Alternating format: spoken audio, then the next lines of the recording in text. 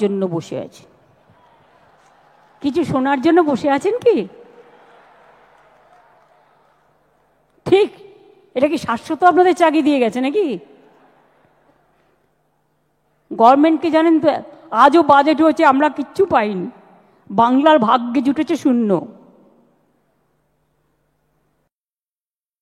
অনেক কষ্টের মধ্যে দিয়েও আমরা কখনো উৎসবকে ভুলতে পারি না, ভুলি না। আগের বারে ফায়ার লাইসেন্স সহ সমস্ত সরকারি ফি মকুব করা হয়েছিল, এবারেও সেটা বজায় থাকবে। বিদ্যুতের ছাড় আগের বারে ছিল 2/3 মানে 66%, কিন্তু এবার আমি সিএসসির সাথে কথা বলেছি এবং পাওয়ার ডিপার্টমেন্টের শান্তনু অরূপের সাথেও কথা বলেছি। আমি বলেছি 66% হবে না, 75% ছাড় করো, কারণ বিদ্যুতের দামটা একটু বেশি করে দিয়েছে।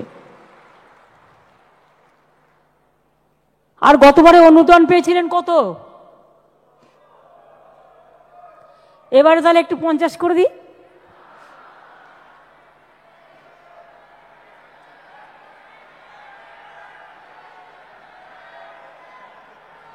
জেলাগুলো কি বলছে?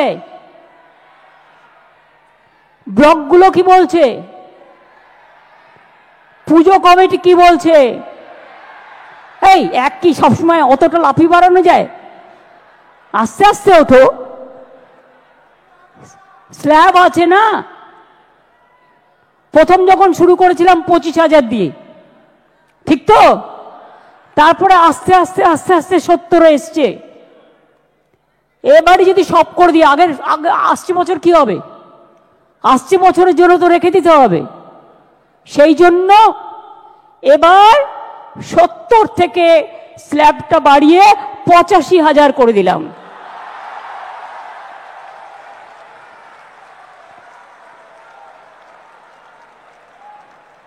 আশা করি এতেই আপনাদের চলবে।